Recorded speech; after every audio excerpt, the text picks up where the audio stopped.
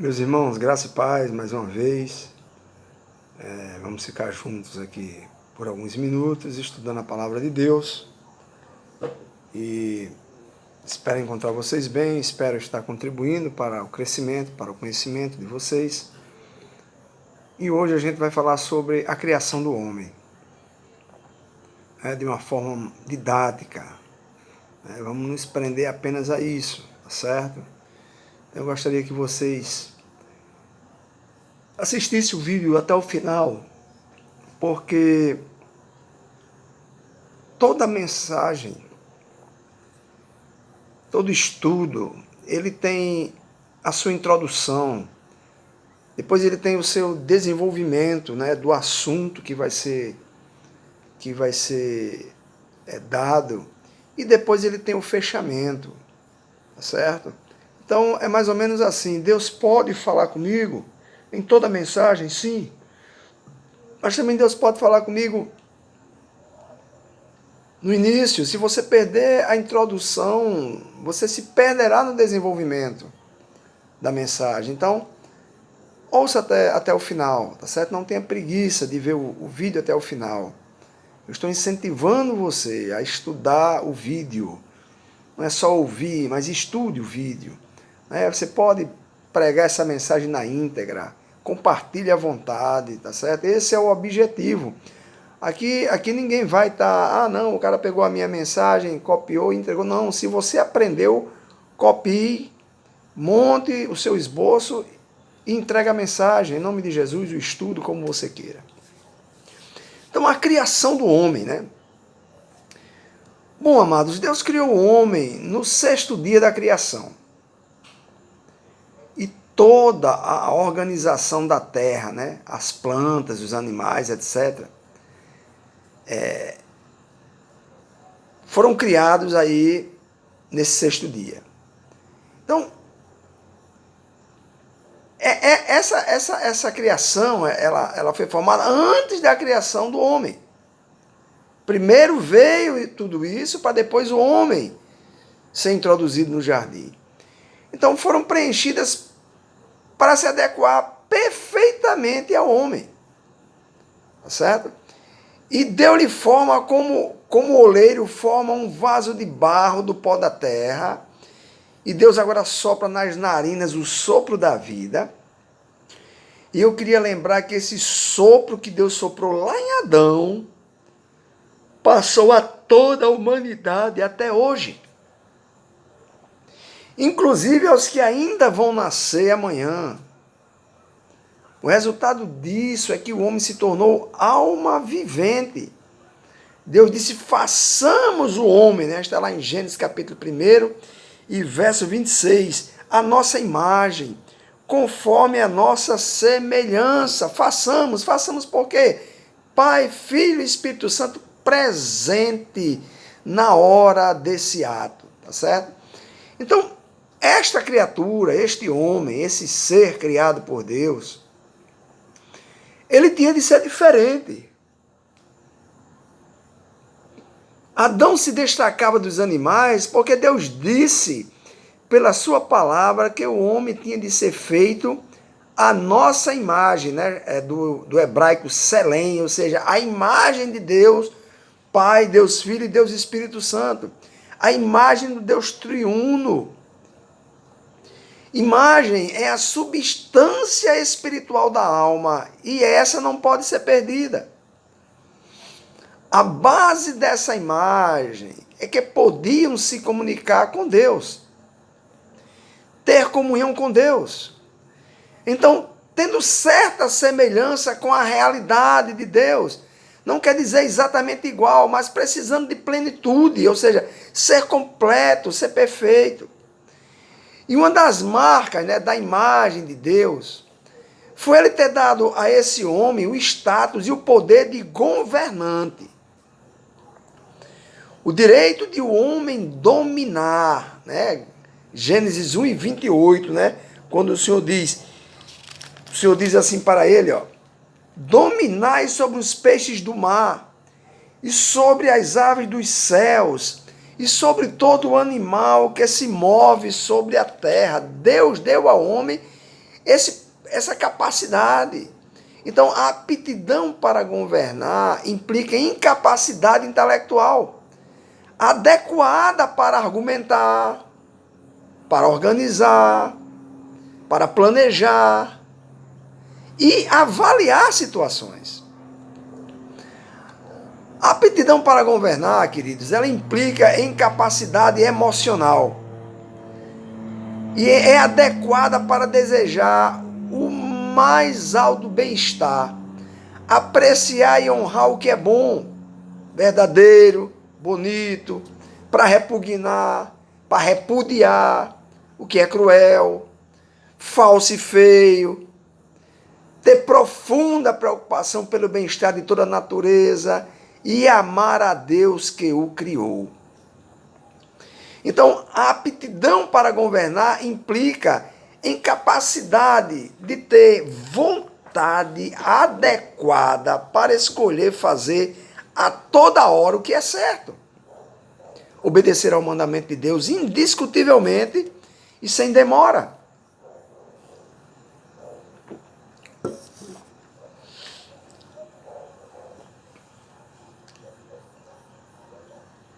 Entregar alegremente todos os poderes a Deus em adoração nova e participar em uma comunhão saudável com a natureza e com o próprio Deus que a criou.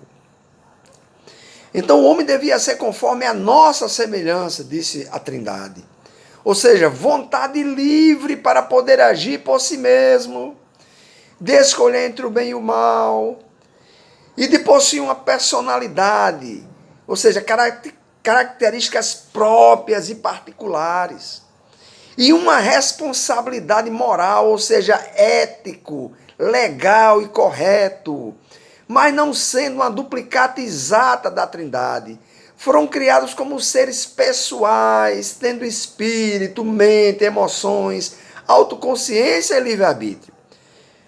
Eles tinham semelhança moral com Deus, pois não tinham pecado, eram santos, tinham sabedoria, um coração amoroso e o poder de decisão para fazer o que era certo. No entanto, perderam essa semelhança, guarde isso. Foi perdida essa semelhança quando Adão caiu. Efésios 4, 24,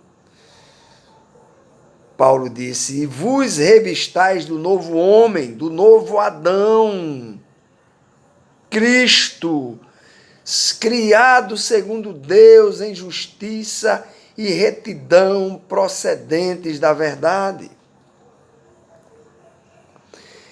Viviam Adão e Eva em comunhão pessoal com Deus, que abrangia, que envolvia obediência moral e também plena comunhão. Gênesis 2, 16 e 17.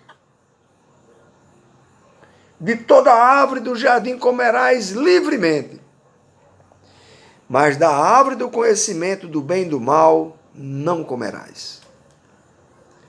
Quando Adão e Eva pecaram, sua semelhança moral com Deus foi desvirtuada. Gênesis 6 e 5. E viu o Senhor que a maldade do homem se havia multiplicado na terra, e que era continuamente mal todo o desígnio do seu coração. Então a imagem e semelhança com Deus, com a Trindade, é moral e não física. Não é material, não é osso, não é olho, não é perna, etc. Apesar de Deus ter colocado nos seres humanos a imagem pela qual ele, na pessoa de Jesus, apareceria visivelmente à humanidade e também nas teofanias, que são os aparecimentos do Senhor no Velho Testamento e também no Novo, né? Então, não era para ele ser um pequeno Deus, mas definitivamente tinha de estar relacionado com Deus e ser portador das características distintivas espirituais que o marcam exclusivamente como um ser superior aos animais. Então, olha só. Nós não fomos feitos imagem e semelhança fisicamente, porque Deus não tem forma. Deus é espírito.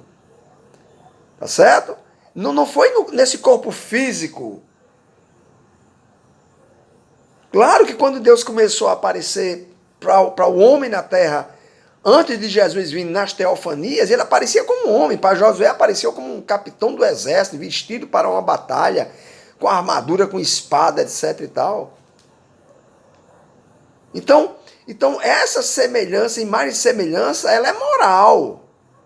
É questão de caráter, de ética. Não é física. É bom que isso fique claro, tá certo? Então, apesar de Deus ter colocado nos seres humanos essa imagem, mas por que ele colocou? Porque Jesus, a segunda pessoa da Trindade, quando viria para a terra, ele teria que vir como? Apenas ouvindo a voz dele? Formato de quê? Veio como homem, se fez carne, habitou entre nós, caminhou como homem, foi tentado em tudo como homem, mas aprovado em tudo. Então é bom que isso fique claro. Imagem e semelhança não é física, é moral, é ética. São as nossas atitudes, nossa forma de viver. Amém? Então, quando Deus formou o homem do pó,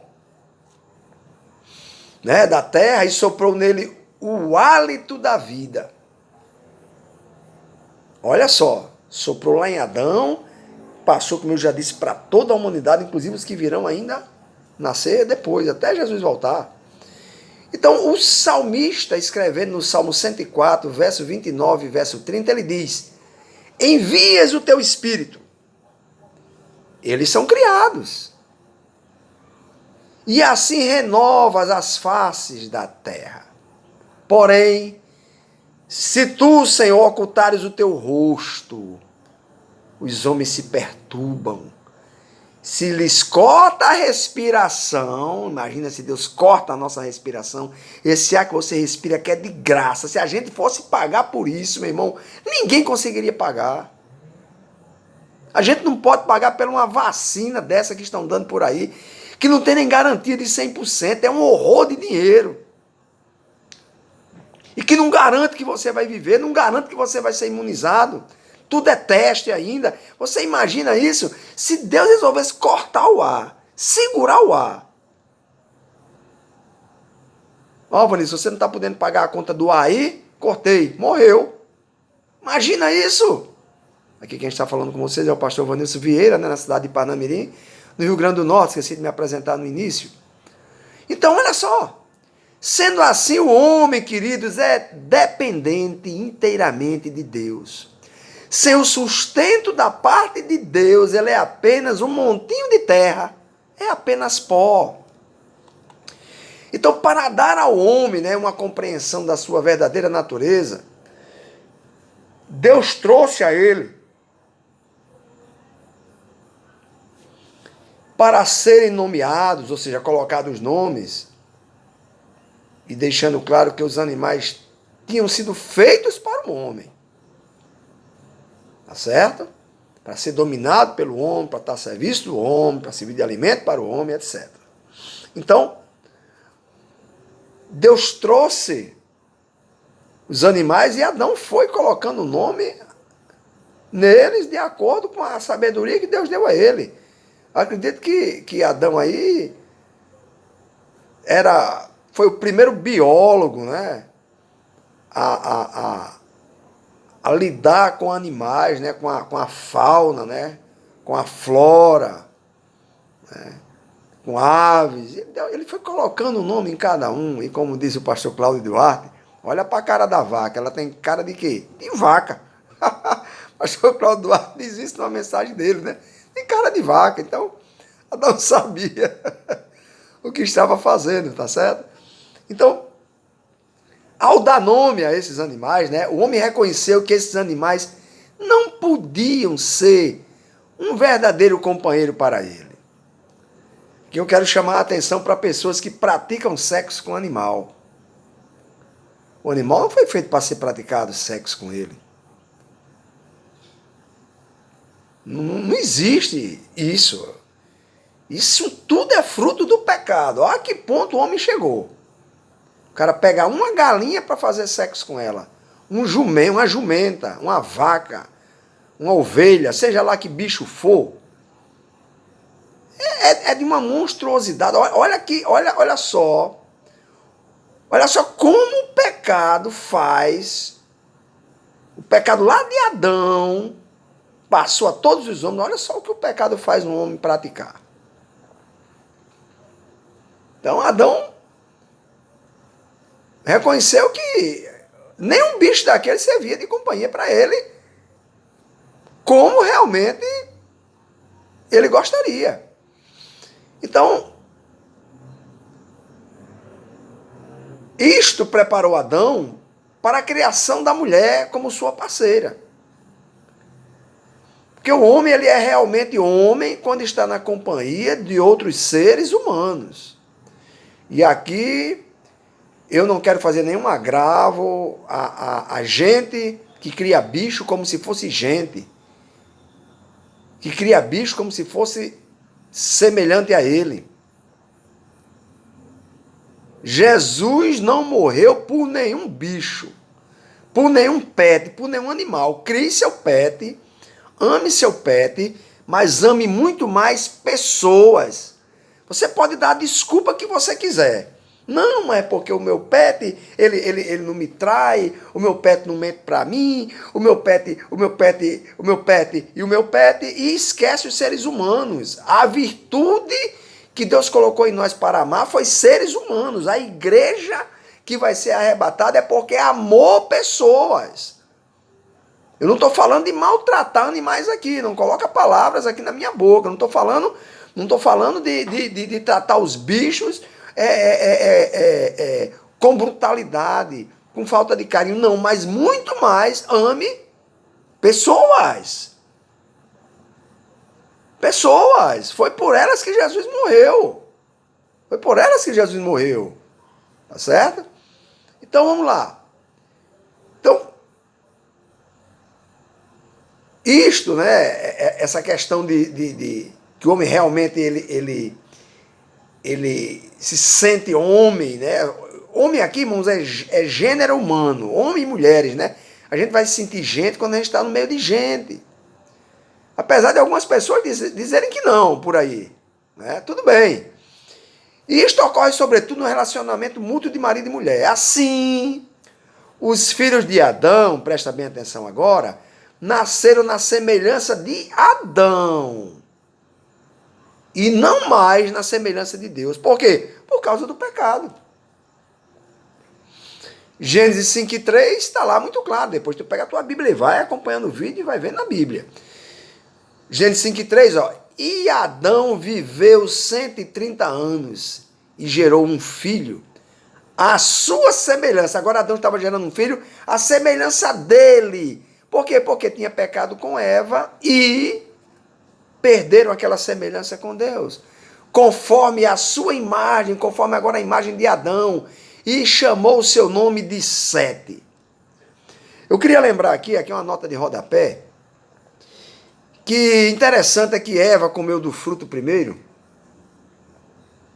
Ela foi tentada, cedeu e chamou Adão e passou o fruto para Adão, e Adão também comeu do fruto. Mas não é imputado a Eva esse pecado. É imputado a Adão. Mas se Adão já pegou o fruto de Eva, que disse que era bom, come e tal, porque foi dado a Adão a autoridade. Foi dado a ele a autoridade. Ele deveria ter dito para Eva, não vou comer. Nós não vamos comer. Porque o Senhor Deus proibiu. E quem manda sou eu. Ele vai cobrar de mim.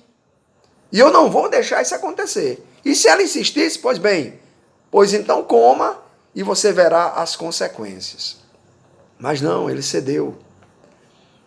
E até hoje, ninguém diz, por uma mulher entrou o pecado do mundo, não. Por um homem entrou o pecado do mundo.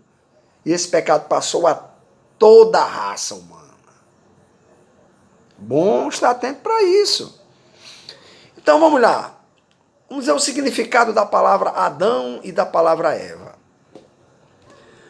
Adão significa um ser vermelho.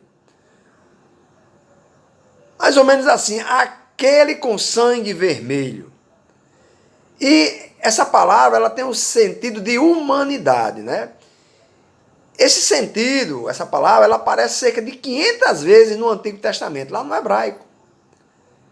E no hebraico ela é damá. Damá. Adão em hebraico é damá, ou seja, do pó da terra. Damá. A terra vermelha em que se ara, em que se planta, em que se colhe, em contraste com o deserto de terra de cor mais clara, em que não se pode plantar, se pode fazer nada lá, muito menos colher. Bom, essa palavra hebraica damar é um termo coletivo, né, usado para a humanidade, para pessoas, né? Hebraico Adão. Então, Adão é a palavra hebraica que é normal para homem, tá certo? Então, vamos lá. A palavra Eva, do hebraico Avar, significa mãe de todos os que vivem ou de todos os viventes. Adão, ele a chamou de varoa. Isriha, varoa, porque foi tomada do varão. Bom, quando pecaram e Deus a condenou a ter filhos entre dores, então Adão a chamou de Eva. Antes ela era chamada de varoa. De varoa. Tá certo? É bom você gravar isso, porque foi tomada do varão. Depois que pecaram, e Deus disse, agora você terá filhos em dores de parto. Então Adão não chamava mais ela de varoa, que foi tomada do varão, mas começou a chamá-la de Eva. Está lá em Gênesis 3:20, vê isso aí depois. Porque ela seria a mãe de toda a humanidade a partir dali. Eva, a mulher, foi criada para ser a amável companheira do homem e sua ajudadora. Que estivesse como diante dele. Não era bom que o homem estivesse só. Então, o que é que Deus faz? Deus deu um sono pesado a Adão. Gênesis 2:21. É o tipo do sono, né, no qual os sentimentos ou a capacidade emotiva, né, ou seja, o sistema nervoso do camarada, deixam de funcionar normalmente. E da sua costela, da costela de Adão, a parte mais próxima do coração, que para os judeus era o lugar dos afetos, ele constrói a mulher. A palavra aqui hebraica é iben, construir, ele constrói a mulher foi construída. A palavra formou não é uma boa tradução. Mulher foi formada da costela. A tradução correta é que ela foi construída da costela, por causa do verbo iben. Então Deus trouxe a Adão para a sua aprovação. Aí aqui Adão e também a avaliação. Olha o que eu preparei para você. Então Adão sabia que ela era osso dos seus ossos e carne da sua carne. Lá em Gênesis 1:26-30, a gente vai encontrar o homem feito à imagem de Deus, né? Que é um ser espiritual apto para a imortalidade, um ser moral que tem a semelhança de Deus e um ser intelectual com a capacidade da razão e de governo. Então Deus criou o homem para ser uma pessoa que tivesse autoconsciência, autodeterminação e santidade interior. Eclesiastes 7:29 está escrito assim: Deus fez o homem reto, mas ele se meteu em muitas astúcias. Efésios 4:24, foi criado em justiça e retidão, diz Paulo. Então a imagem ela foi distribuída sem distinção de macho e fêmea. Tá certo? Tornando os machos e fêmeas iguais diante de Deus. É bom que a gente nunca se esqueça disso. Então, como Deus abençoou, né, o que previamente havia criado, assim Deus outra vez abençoou, lá em Gênesis 1, 28, esta fase da sua obra. Então, ele incumbiu o homem com a responsabilidade de reproduzir-se, de sujeitar a sua superintendência à terra e tudo que nela havia deveria estar debaixo do seu domínio.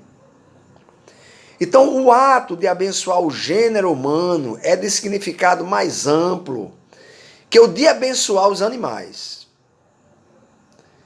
O homem é capaz de ter consciência dessa bênção e pode responder a essa bênção recebida. O animal não. Então, um aspecto importante da bênção de Deus era a concessão de poder e habilidade para sujeitar e dominar. Deus deu a eles essa capacidade, né? E outros seres criados que habitam a terra. Eles podiam dominar sobre tudo.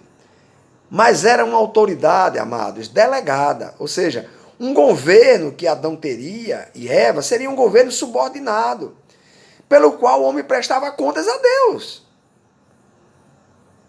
Lembra quando Deus vinha na viração do dia conversar com eles? Eu acredito que era para uma prestação de conta do que foi feito, apesar de que Deus sabia na sua onisciência, mas Deus quer conversar, Deus quer interagir, Deus quer ouvir da nossa boca. Né? Então a responsabilidade de controlar a vida animal não dá o direito de abusar dela. Aí fica uma palavra para os abusadores de animais que maltratam, tá certo? Então vamos lá. Quais foram as primeiras condições de vida de Adão?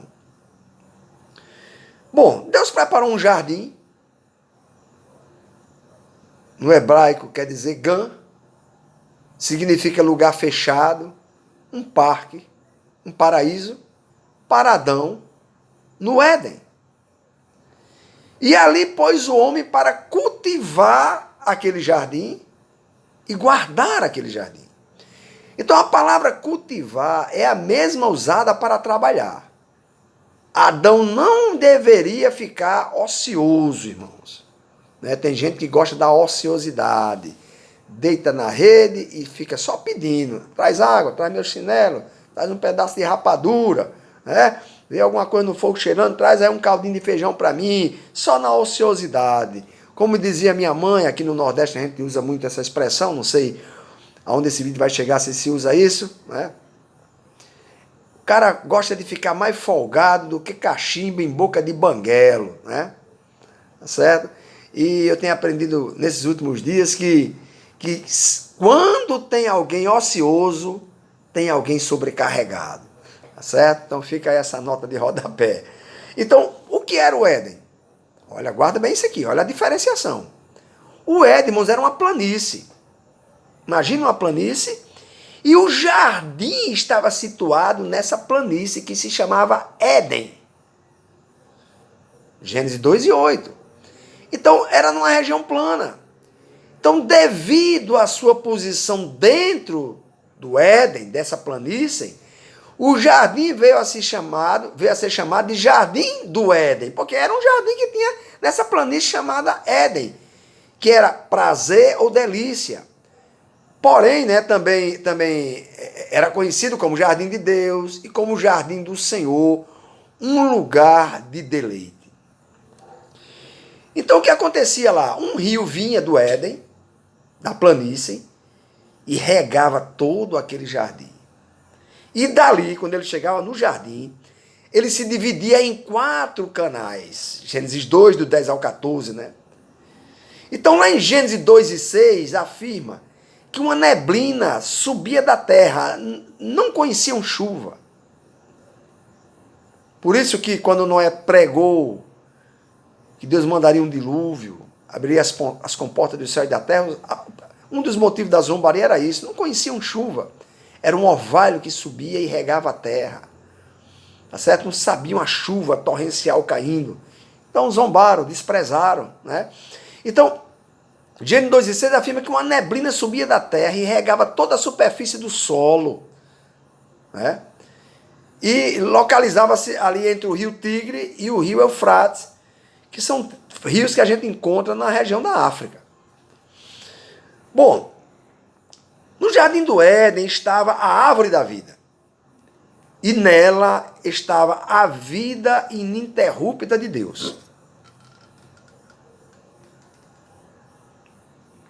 Se o homem comesse da árvore da vida, viveria para sempre. Gênesis 3:22. Ali também estava a árvore do conhecimento do bem e do mal. Olha só a distinção, são duas árvores. Que a árvore do conhecimento do bem e do mal, ela representa os extremos da ciência ou conhecimento. Representa perfeição, onisciência, poder. E esses, irmão, não são atributos para o homem, esses atributos pertencem a Deus. É um dos motivos pelo qual se acredita que Deus não deixou, Deus proibiu deles comerem a árvore do conhecimento do bem e do mal. Então Adão não tinha licença para se aproximar dessa árvore e tomar do seu fruto. Isto pode sugerir que, embora o mal existisse, Deus desejou poupar o homem de conhecer tudo quanto o mal representava. Porque somente o próprio Deus podia dominar o mal. E essas árvores, elas ficavam no meio do jardim. Outros argumentos, é bom também falar de outros argumentos, porque são analogias feitas por teólogos, e é bom que você tome conhecimento, você concorda ou discorda, por aí vai. Então, outros argumentos são apresentados. Um deles é que Adão teria conhecimento do que é certo e do que é errado. Porém, é difícil supor que Adão já não tivesse posse de tal conhecimento. E que mesmo que não tivesse, fosse proibido de adquiri-lo. Outros preferem que esse conhecimento seja o mundano que é adquirido pelo homem com a maturidade, o qual pode ser considerado em bom ou em mau sentido. Já outro pensamento considera a expressão do bem e do mal como exemplo de uma figura de linguagem, que significa conhecimento total. Porém, Adão, quando comeu, não adquiriu esse conhecimento total, esse conhecimento universal. É bom que fique claro. Outro vê na árvore uma árvore como outra qualquer, que teria sido usada por Deus para prover um teste ético para o homem. E esse homem adquiriria um conhecimento experimental do bem e do mal, conforme se mostrasse constante na obediência ou caísse na desobediência.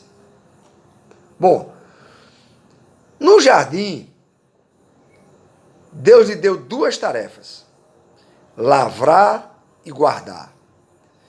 Quando ordenou o Senhor Deus ao homem, lá em Gênesis 2:16, ele deixou claro sua relação soberana com o homem e a sua relação subordinada do homem com ele. Ele seria soberano e na contramão o homem seria subordinado. Deus tinha este direito, irmãos, porque ele é o Criador e o homem é a criatura. Deus colocou a árvore do conhecimento do bem e do mal no Jardim do Éden para dar a Adão e Eva uma escolha: obedecer ou não a ele.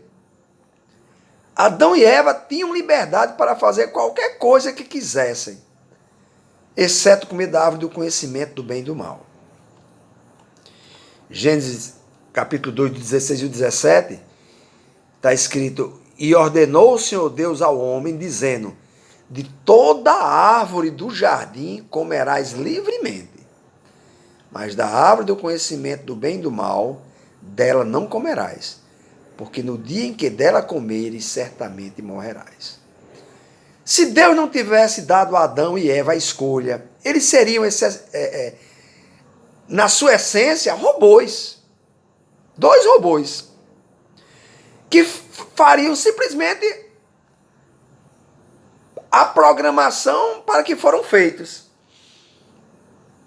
Um computador é um robô, ele só faz, meu filho, aquilo que está programado para ele fazer. Ele não pensa, ele não tem ideias, ele não cria assim do nada, ele não inquire, ele, né? Então, esses seriam dois robôs. Tá certo? Simplesmente fazendo o que foram programados para fazer. Então Deus criou Adão e Eva para serem livres, capazes de tomar decisões, capazes de escolher entre o bem e o mal, para que Adão e Eva fossem verdadeiramente livres. Deveriam ter uma escolha. Então não havia nada essencialmente mal a respeito da árvore ou do seu fruto. É improvável que o fato de comer o fruto desse a Adão e Eva algum outro conhecimento. Foi o ato de desobediência que abriu os olhos de Adão e Eva para o mal. Então, seu pecado de desobediência a Deus trouxe o pecado e o mal para o mundo e para suas vidas próprias. Então, comer o fruto como um ato de desobediência contra Deus foi o que deu a Adão e Eva o conhecimento do mal. Gênesis 3, o verso 6 e o verso 7, está escrito: e viu a mulher que aquela árvore era boa para se comer e agradável aos olhos, e árvore desejável para dar entendimento. Tomou do seu fruto e comeu. E deu também a seu marido, e ele comeu com ela. Então foram abertos os olhos de ambos. Aí está, ó. E reconheceram que estavam nus. Até então viviam nus e era normal.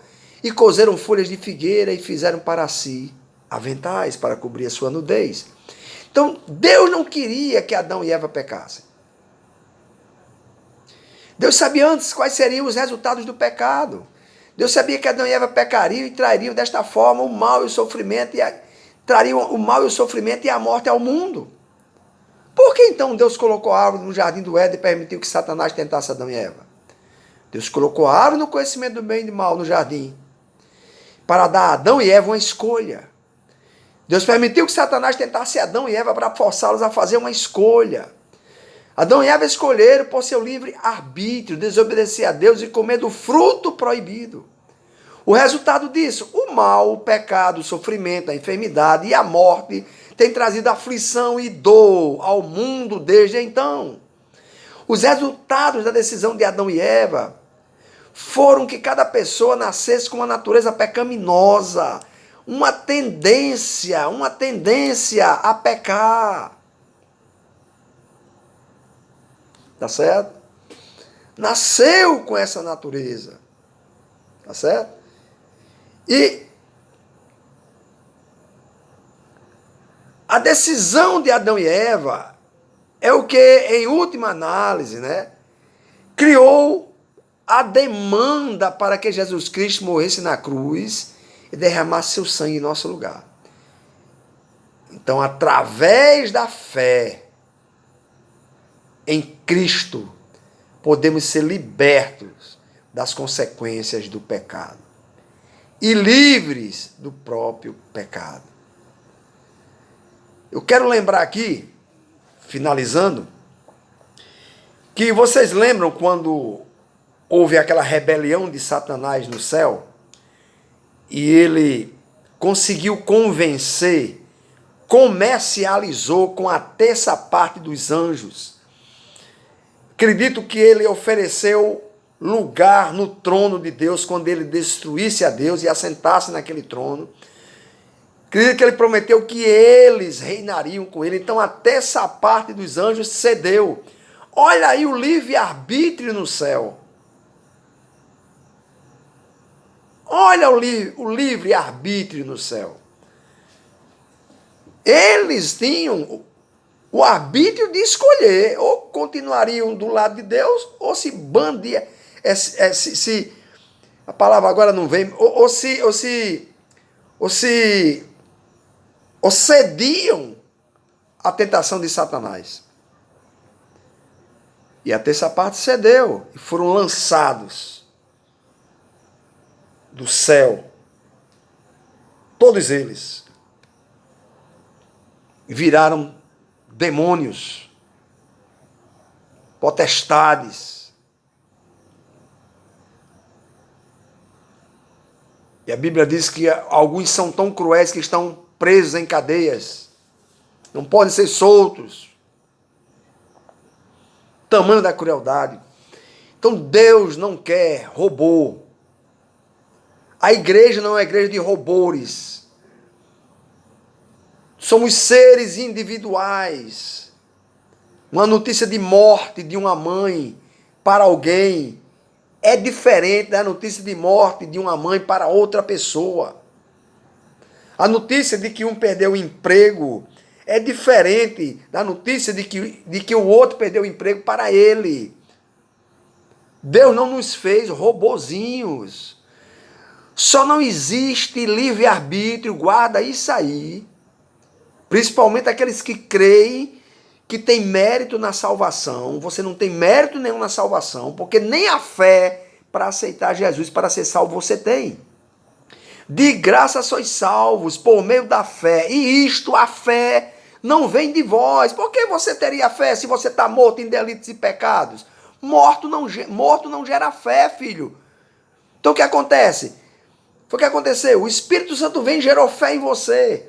Porque Deus te escolheu para a salvação, então a fé é gerada naqueles a quem Deus escolheu para salvar. Você não tem livre-arbítrio nesse negócio. Deus te escolheu e pronto. Te escolheu primeiro.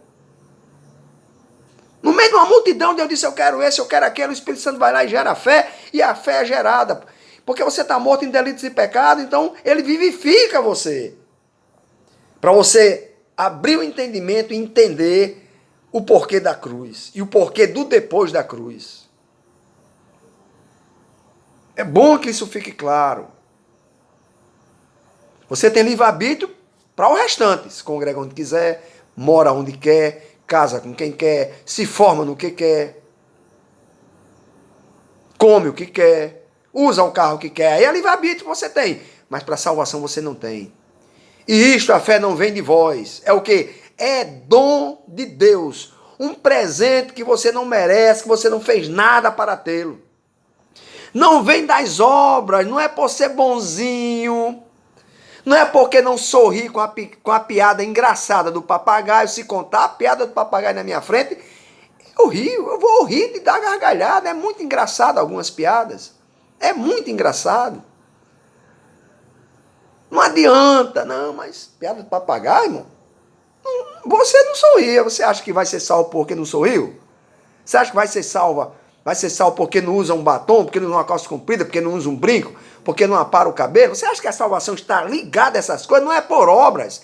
Se fosse por obras, ninguém seria salvo, porque a obra mais importante seria obedecer a palavra irrestritamente. Me mostre um que obedeceu essa palavra ou vai obedecer irrestritamente. Não me fale de Jesus. Jesus é ao concurso, não tem concorrência. Jesus era Jesus. Ele veio para obedecer, cumprir ao pé da letra, porque só assim ele poderia ir para a cruz. Ele não podia ser reprovado. Mas eu e você com essa naturezazinha pecaminosa, nós não conseguiríamos ser salvos por obras. Abre a tua cabeça e o teu entendimento. Tu não tem mérito nenhum. Porque ninguém conseguiria cumprir essa palavra, meu filho, irrestritamente. Ninguém. Cristo morreu exatamente por isso. Ele te substituiu, sacrifício vicário, para que você pudesse dizer que é santo hoje. Não por você, mas por Cristo. A Bíblia diz que a nossa santidade é Cristo, a glória, a honra, o mérito, o aplauso, o louvor, a adoração, é dele, é para ele. Você não tem mérito nenhum, livre-arbítrio, você tem para o que quiser, para salvação não. É obra do Espírito Santo, gerou em você a fé suficiente. E você vai continuar errando, porque o mérito está em tentar acertar. O mérito está em tentar acertar, em fazer o correto. Por isso que Paulo disse, olha, o bem que eu quero, termino não fazendo, e o mal que não quero fazer. O bem que eu quero, termino sem fazer, o mal que não quero fazer, esse eu faço. É uma guerra, uma batalha, filho. É você tentando acertar e Deus dizendo, continua, continua, continua e continua. Aleluia! Vou encerrar com Romanos 7, 24 e 25. É uma oração de Paulo, né? Miserável homem que sou. Quem me livrará do corpo desta morte?